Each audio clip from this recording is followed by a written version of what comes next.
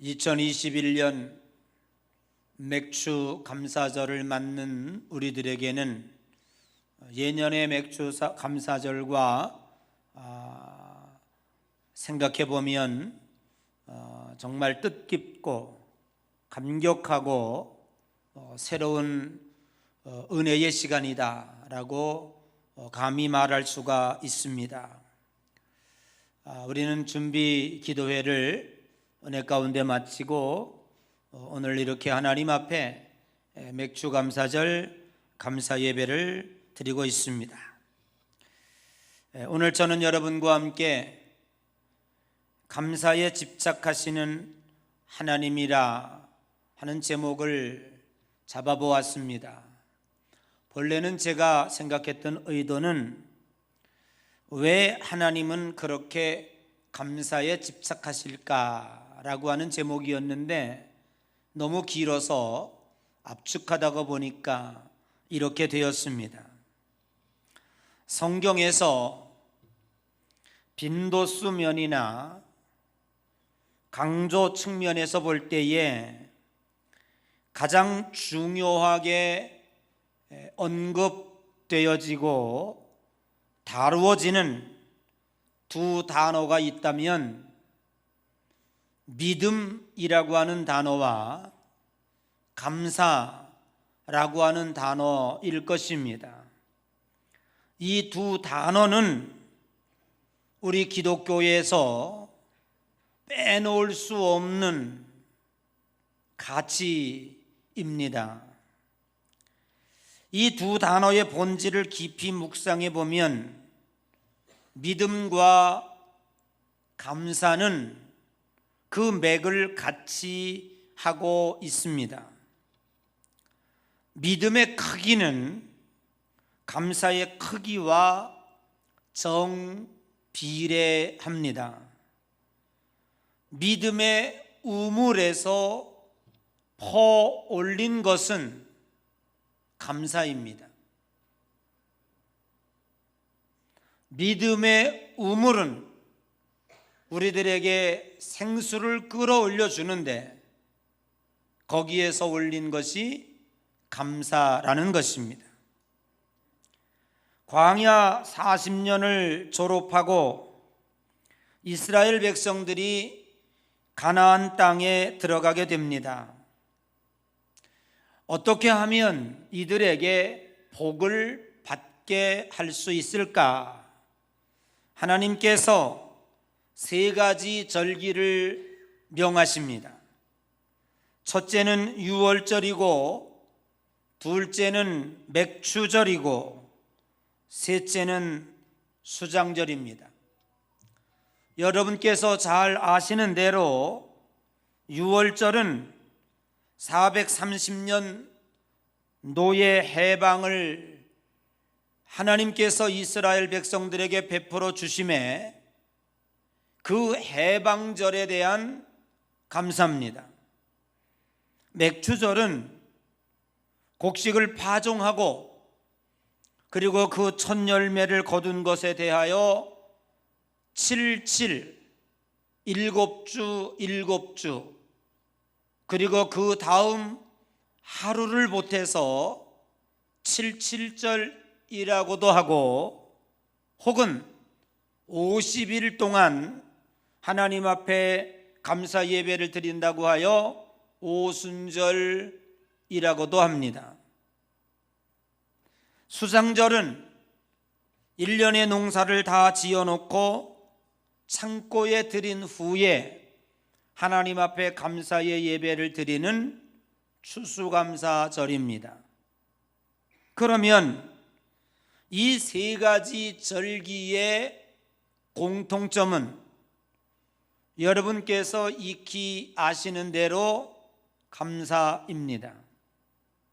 해방에 대한 감사, 첫 열매에 대한 감사, 1년의 농사를 잘 짓게 해주신 것에 대한 감사입니다.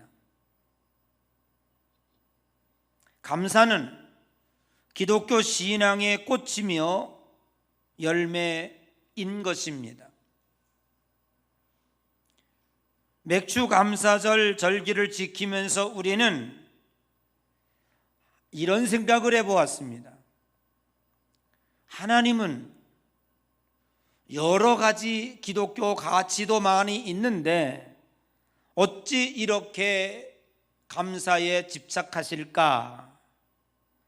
첫째도 감사요, 둘째도 감사요, 셋째도 감사를 말씀하고 있는 것입니다.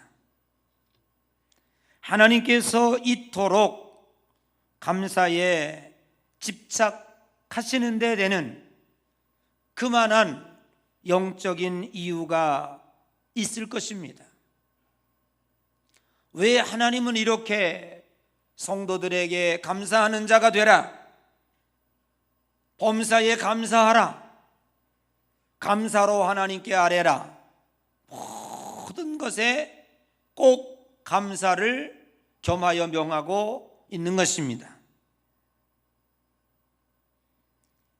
특별한 하나님의 영적인 이유가 담겨져 있을 것이다라고 하는 가정하에서 오늘 말씀에 들어가 보도록 하겠습니다. 좀 딱딱합니까? 내가 1부는 이렇게 안 합니다. 1부는 방송을 안 하거든요. 근데 참 아주 어려워졌어요. 이 설교를 여러분만 듣는 게 아니라 전국에 예향교회 설교를 뜻있는 사람은 들어가 봐요. 그러니까 이 방송적 스타일로 안 하면 그거 이상하더라고요. 그냥 우리끼리 하는 것처럼 이렇게 하면 제가 방송에서 유튜브로 이렇게 봐도 모양새가 안 나, 뽀대가. 그래서 좀 뽀대를 잡아보려고 하니까 이 방송적으로 한번 해보려니까 이게 좀 딱딱하네. 그냥 그런 줄 알아요. 여러분, 우리가 첫째로 생각해 볼 내용은 뭐냐 하면, 감사는 기독교인의 본질입니다. 영어로 말하면 정체성 아이덴티티입니다. 우리 성도들을 조금 험악스럽긴 하지만 각을 떠서 펄펄 끓는 밀에 졸여서 험악하죠. 우리를 졸이다니. 물을 다 증발시키고 마지막 남은 액기스에다가 한 너댓 개 환으로 만든다면 그 남은 게 뭘까? 다른 건 다 날라가 없어져 버리지만 그 남은 환 몇 개는 감사합니다. 그 얘기는 기독교인의 본질은 감사라는 거예요. 사랑하는 성도 여러분, 각 나라마다 고유의 언어가 있습니다. 외국인이 아무리 공부를 많이 하고 아무리 그 나라의 언어에 통달했다고 할지라도 학교 문 앞에도 가보지 못한 아주 무식한 그 나라 사람보다도 그 나라 말을 잘할 수는 없는 것입니다. 자랑스러워 하십시오. 전 세계에서 대한민국 언어를 제일 잘하는 사람은 저와 여러분입니다. 세계의 어느 누구가 아무리 공부를 많이 해서 한국말을 잘한다고 할지라도 우리보다는 잘할 수가 없습니다. 가끔 방송에 세종대학교의 일본인이 한국말을 정말 잘해요. 일본 사람인데 한국으로 귀화하신 것 같아요.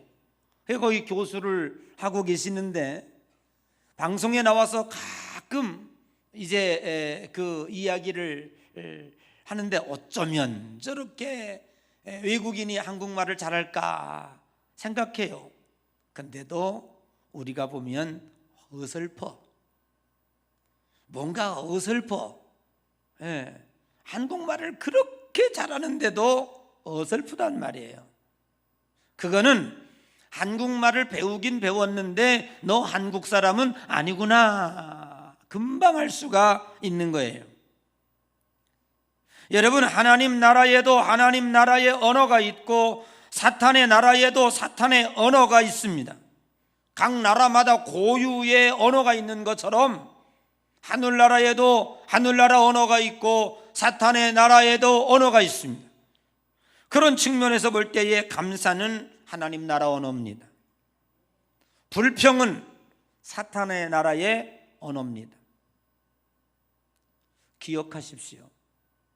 천국에는 정말로 불평이라는 단어는 없습니다. 꼭 궁금하시면 지옥에 가보십시오. 지옥은 감사라는 단어는 결코 존재하지 않습니다. 지옥에는 불평과 원망과 시비뿐입니다. 오직 천국에는 감사로 하나님 앞에 찬양을 돌립니다. 여러분, 불평을 많이 하면, 불평을 자주 하면 사탄이 쟤 나와 동족이구나, 우리나라 사람이구나, 그리고 달려와요. 그리고 친구하재요. 여러분, 사탄이 집안에 들어오면 사고, 질병, 분쟁을 같이 가지고 들어옵니다. 그래서 우리를 불행으로 이끌어갑니다. 그러나 반면 감사를 많이 하면 성령님이 쟤 우리나라 사람이구나, 그리고 성령님께서 우리와 함께 와서 친구하자입니다. 그리고 우리 속에 들어오십니다. 성령이 우리에게 오실 때에 그냥 오시는 것이 아니라 평안을 가지고 오십니다. 화목을 가지고 오십니다.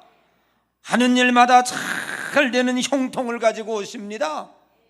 결국 그 가정은 행복합니다. 어젠가요, 유엔 무역기구에서, 협회에서 전 세계 OECD 국가가 있는데, 많은 국가들이 있는데 우리나라를 선진국 대열에 편입을 시켰습니다. 이것은 이 무역기구가, 무역협회가 생긴 이래 34년 동안 개발도상국에서 선진국으로 들어간 나라는 34년 만에 대한민국이 처음이에요. 이건 전무후무한 일이에요. 오늘 지금 여러분의 표정을 저는 찍어서 여러분에게 그대로 보여주고 싶은 마음이 간절해요. 전 세계가 놀라고, 무역협회가 놀라고, 이 협회 창세 이래 34년 만에 전 세계에서 개발도상국 국가가 선진국에 들어온 나라가 전무후무한 대한민국 하나라는데, 여러분의 얼굴 표정은 왜 송충이 씹은 얼굴입니까? 마스크 썼다고요? 눈으로 다 나타나. 전혀 기뻐하지 않아요. 어제 이 소식을 전하면서 방송국의 아나운서들이 한결같이 이런 얘기를 합니다. OECD 37개 국가 중에 선진국에 편입했다고 하는데 우리 대한민국의 행복지수는 꼴찌를 흔실이 면한 35위요. 이제는 교통사고로 죽는 사람의 숫자보다도 매일매일 자살하는 숫자가 더 많아졌다. OECD 국가 중에서 자살률 1위에 불행하는 딱지를 우리는 안고 있습니다. 전 세계에 여행을 해보아도 이렇게 대한민국처럼 흥청망청 잘 쓰는 나라가 없습니다. 미국에 가보십시오. 미국이 잘 산다고요? 그 사람들 지갑에 $100짜리 하나가 들어있고 어느 날 슈퍼에 가서 $100짜리 내면 빤히 쳐다봐요. 그 $100짜리를 거스름 돈이 없어가지고 여기저기 다니면서 거슬러 줍니다. 지금 여러분들의 지갑에는 5만 원짜리 2장 하나 안 들어있는 분 몇 명이나 되겠습니까? 오늘 다 헌금하고 가세요.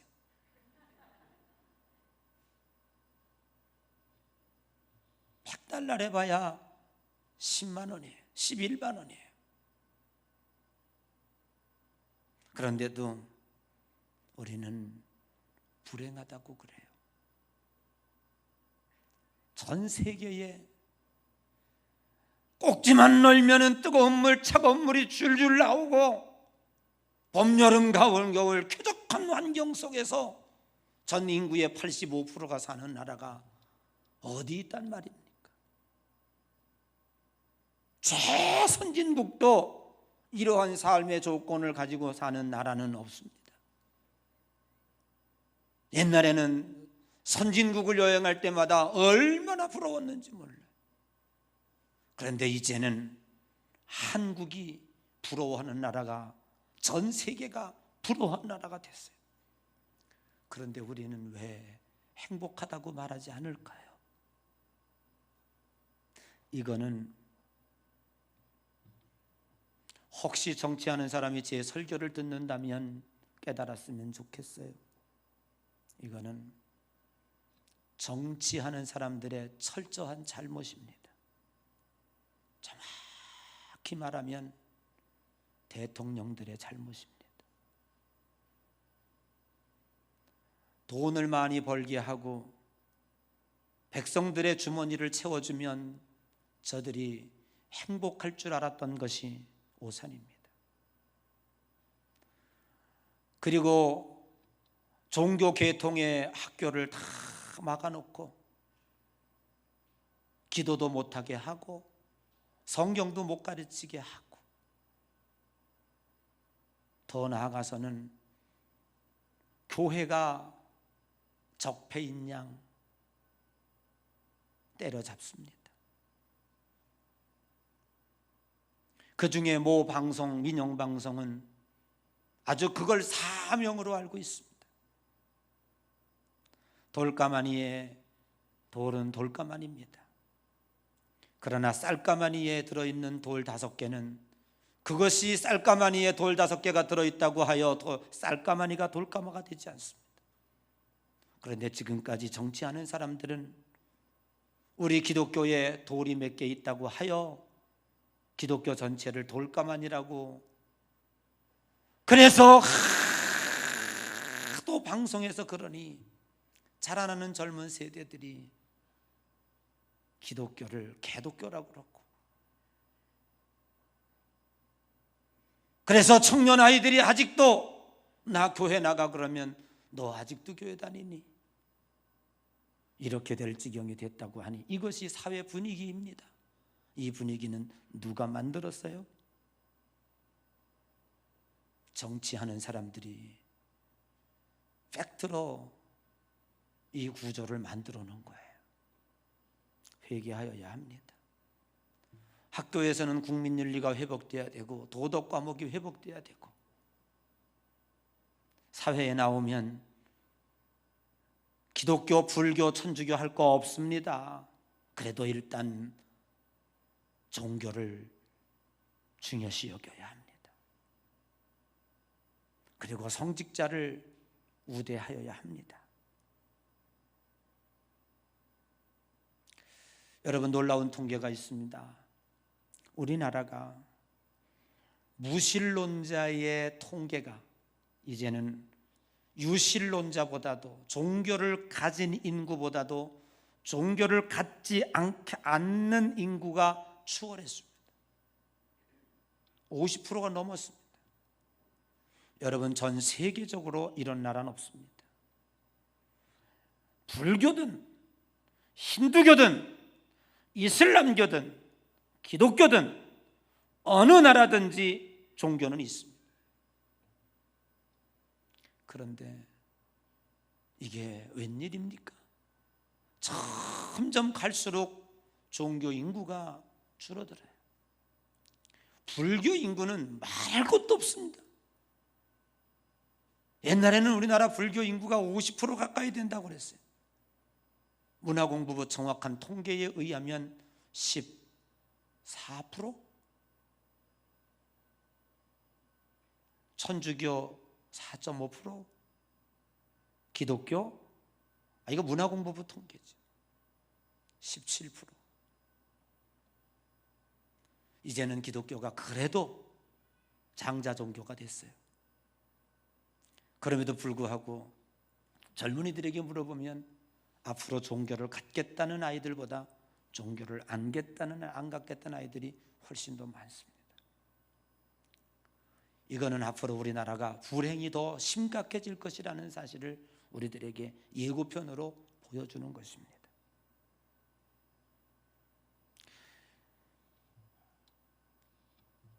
여러분,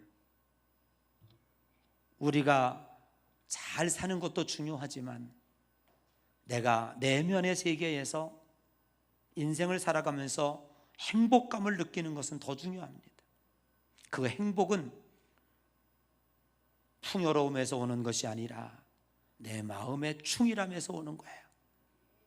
내 마음에 감사가 넘쳐나고 어떤 상황 속에서도, 고난 속에서도 감사만 할 수 있다면 그 사람은 행복한 사람입니다.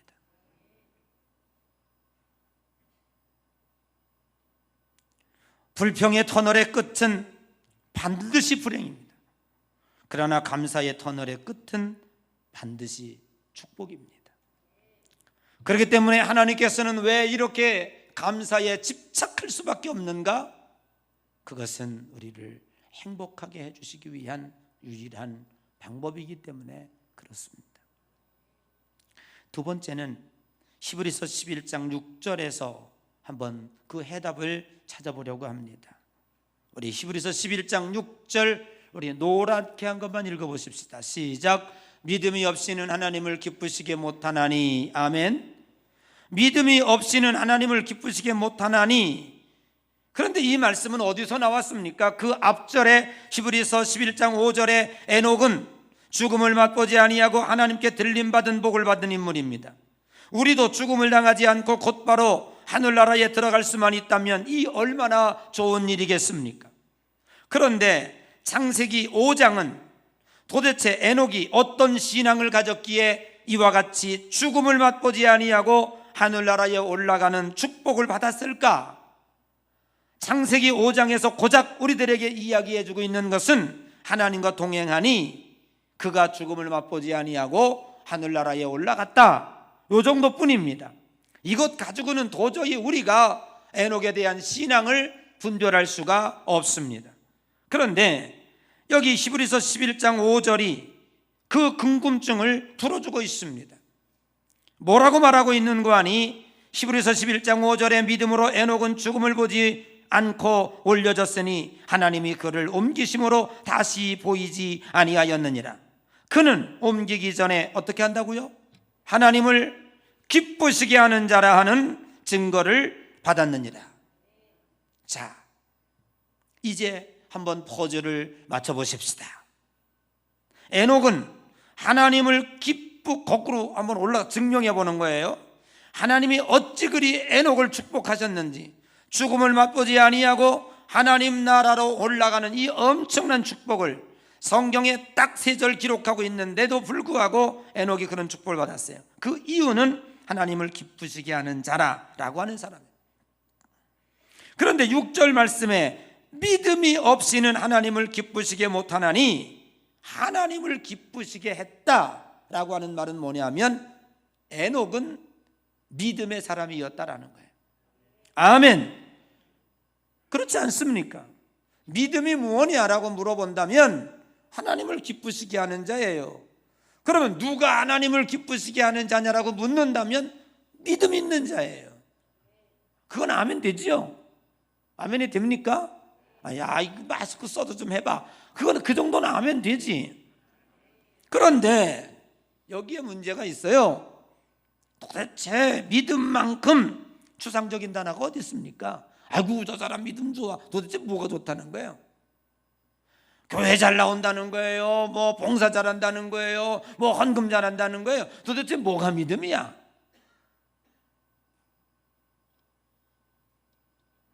그런데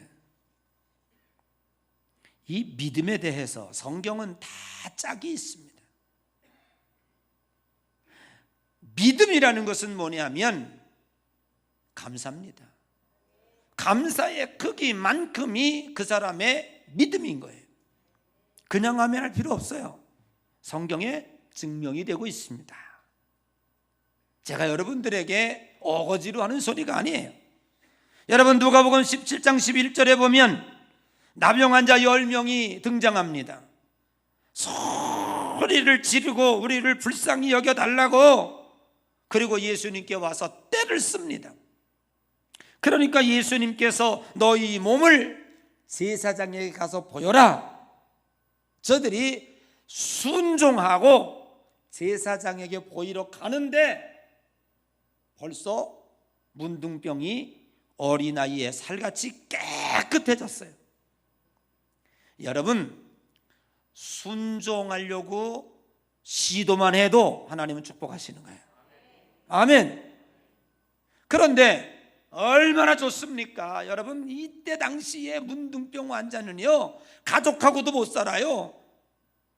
가족 만약에 문둥병 걸리면 추방당해야 되고, 그리고 사람과 1m 이상 가까이 갈 수도 없는 정말로 저주받은 병이에요.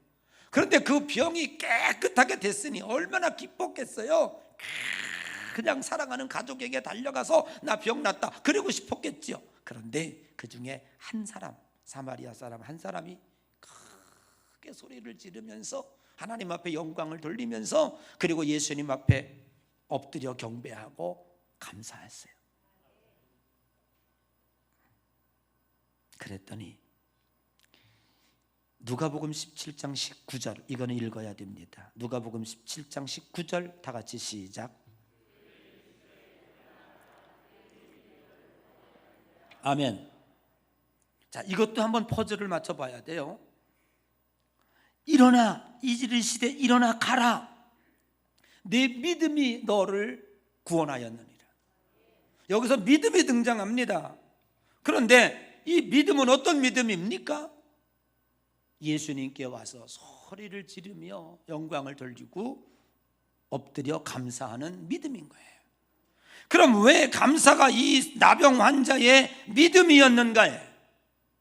여러분, 감사는, 오늘 이 나병 환자는 나머지 9명은 어쩌다가 자기 병이 나았겠지, 어떻게 됐는가, 그 병 나은 게 내에 초점을 뒀고 그게 기뻤겠지만, 여기 와서 엎드려 하는 이 예수님께 감사하는 이 사람은 예수님의 절대적 능력으로 내가 낫다는 거예요. 그러므로 병 나은 데 초점이 있는 것이 아니라 예수께서 그 절대적 능력을 가지고 그 능력으로 내게 낫게 해주신 예수님에게 초점이 있었다. 그래서 나는 내 병 나은 것에 대해서 예수님께 감사해야 된다. 예수님께 달려온 거예요. 그러므로 여러분, 우리가 누구에게 감사한다고 하는 것은요, 그 감사가 감사의 대상에 대한 신뢰, 철저한 신뢰가 있을 때에 우리는 감사를 드릴 수가 있는 것입니다. 살다 보면 우리는 이해할 수 없는 어려운 고난을 당할 때도 있습니다.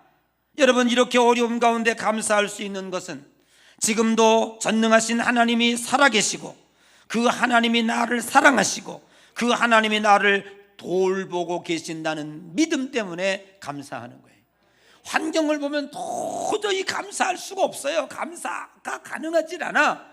그러나 내 뒤에 역사하시는 그 전능하신 하나님에 대한 신뢰와 믿음이 불변해. 언젠간 나를 회복시켜 주실 것이야. 아멘. 그래서 히브리서 11장 6절에 감사가 없이는 하나님을 기쁘시게 못하나니, 이렇게 바꿔도 놀라지도 않아요. 이게 믿음이 없이는 하나님을 기쁘시게 못하나니 이지만, 이걸 이렇게 바꿔도 된다고 말해요. 감사가 없이는 하나님을 기쁘시게 못하나니. 그러면 거꾸로 얘기하는 뭐냐면, 하나님을 기쁘시게 하려면 감사해야 된다는 거예요. 여기에 초점이 있습니다. 세 번째는, 감사는 하나님 나라의 영적 코드입니다. 아무리 잘 쓴 사랑의 편지라도 그 국가에서 발행한 우표가 봉투에 붙어 있지 않으면 우체부들은 절대로 그 편지를 배달하지 않습니다. 마찬가지로 우리가 아무리 간절한 기도를 하나님께 드린다고 할지라도, 몸부림쳐 떼굴떼굴 금식하며 외친다고 할지라도 거기에 감사의 우표가 붙어 있지 않으면 하나님 나라 앞에까지 배달이 되지 않습니다. 감사는 하나님 나라에서 발행한 공식 우표입니다. 비단 기도뿐 아니라 오늘 여러분들이 드려진 제물과 예물과 헌금도 감사로 우표 딱지를 붙여야 하나님 나라까지 상달이 되는 것입니다. 어디에 그런 내용이 있다고요? 성경은 다 짝이 있어요. 오늘 우리가 읽은 본문 말씀 빌립보서 4장 6절에 아무것도 염려하지 말고 다만 모든 일에 기도와 간구로 너희 구할 것을 무엇함으로? 감사함으로 아뢰라. 아멘. 그러면 지각이 뛰어난 하나님이 너희에게 평강을 더하실 것이니라. 여러분, 창세기 4장에 보면 가인과 아벨의 제사가 나옵니다. 하나님이 아벨의 제사는 받으시고 가인의 제사는 받지 않았어요. 도대체 왜 하나님은 어떤 사람의 제사는 받으시고 어떤 제사 안 받으셨는가? 답은 분명합니다. 틀림없이 가인은 믿음으로 드리질 않았어요. 그건 감사가 없는 제사였어요. 그러나 아벨은 감사로 제사를 드렸습니다. 만일 가인이 감격해서 감사함으로 제사를 드렸다면 하나님이 받지 않으셨다 할지라도 화낼 이유가 없어요. 감사했던 것 자체가 그는 기쁜 거예요. 그런데 가인은 그렇게 드리지 아니하고 자기의 자랑과 자기의 의의를 총 집결해서 뻑적지근하게 최선을 다했어요.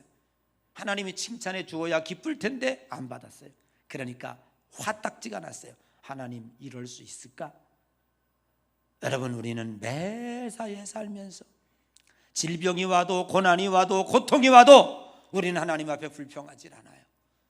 그 사건이 이럴 수 있을까가 아니라 그 하나님이 나를 지금도 사랑하고 계시다고 하는 사실에 감사하는 거예요. 남자들 다 군대 갔다 왔죠. 장로님 군대 갔다 오셨죠. 군대에서 최고의 위임받은 권력자가 누굽니까? 누가 가장 힘이 있습니까? 지휘관. 네, 그렇죠. 지휘관은 그 부대를 지휘해야 할 총 권한을 부여받았습니다. 근데 그렇게 쉬운 문제라면 내가 물어보질 않았을 텐데. 누굽니까? 혹시 아시는 분 있습니까? 혹시 일부 예배 드리지 않으신 분? 박문식 장로만 빼고 누굴까요? 여러분,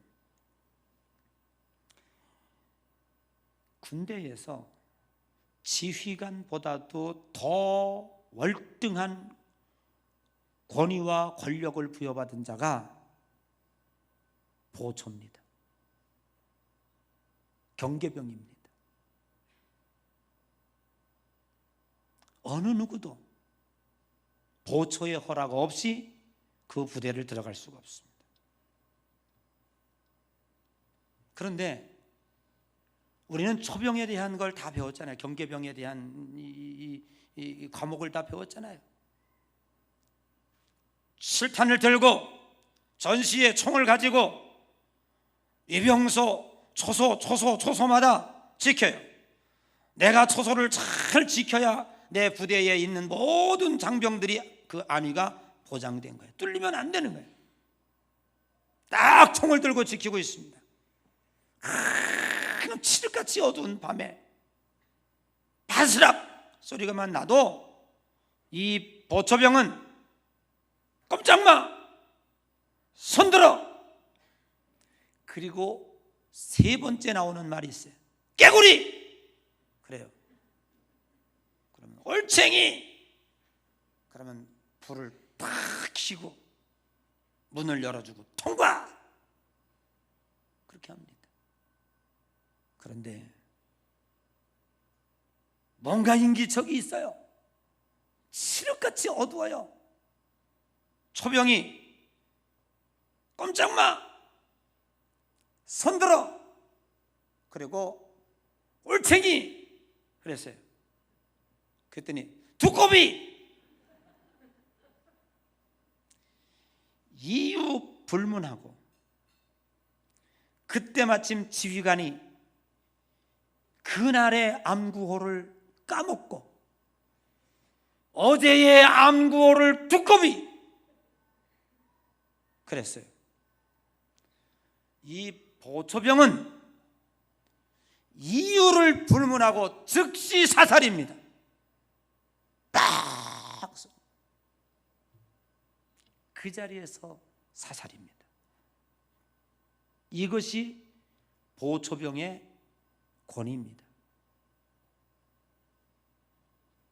암구호는 해가 지면 상황실에서 저 사단사령부에서 각 예하 부대에게 다 암구호가 내려갑니다. 이거는 아군과 적군을 식별하기 위한 구호입니다. 그날 달라요. 보초가 이거를 숙지하고 가고 전병력은 저녁 먹을 때 하달 받아요. 밖에 나갔다 들어올 때 그걸 잃어버리면 그냥 죽는 거예요. 그냥 쏴도 보초병에게는 절대 죄가 없어요. 그냥 사살이에요. 저는 이것을 생각해 보면서 하나님은 왜 우리들에게 이렇게 감사를 외쳤을까에 답을 얻었어요. 감사는 하나님 나라의 암구호 비밀번호예요.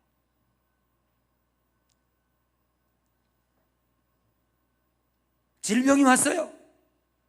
질병 대답해봐. 암구호 대답해봐. 질병. 그렇지. 자동차 사고. 아이고 큰일 났네. 여기서 죽을 수 아파. 뭐 자동차 안 관련. 그냥 우린 감사야. 사업의 실패 감사. 예? 그냥 우리는 어떤 상황이 우리에게 떨어져도 우리가 거기에 대응해야 될 말은 감사. 그러면 성령께서 하나님이 뭘 판단하세요? 이놈 아군이네. 축복의 문을 열어주는 거예요. 그런데 조금 사업이 안 된다고 불평하고 원망하고 좀 가다가 자동차 사고 났다고 그냥 하나님 도대체 이럴 수가 있습니까? 내가 오늘 예배당 갔다 오는 날인데 뭐 이러면서 그러면 넌 적군이구나. 너 아직도 내 편 아니야. 하나님은 축복의 문을 닫으시는 거예요. 믿음이 없는 거예요. 그 안에 전능하신 하나님이 우리를 위해서 역사하고 계시다는 사실을 우리는 확실히 의지하지 않는 거예요. 사랑하는 성도 여러분, 이제 결론을 알았죠? 왜 하나님은 그렇게 감사에 집착하실까? 이것은 우리 기독교인의 암구호입니다. 즉 다시 말하면 아군과 적군을 식별하는 유일한 방법입니다. 하나님은 절대로 적군에게 축복하지 않습니다. 아군에게 축복하십니다. 하나님은 하나님의 백성을 보호하시고 인도하십니다. 오늘 이 말씀 가슴에 품고 1년 365일 감사절 일주일 했다고 끝나는 게 아니에요. 365일 감사를 통해서 하나님이 어떤 상황이 내게 주어져도 하나님이 물으실 때 감사. 꼼짝마 손들어. 질병 그래도 감사. 아멘. 그렇게 고백할 때 하나님의 은혜와 축복이 여러분에게 열리시기를 주의 이름으로 간절히 축복합니다.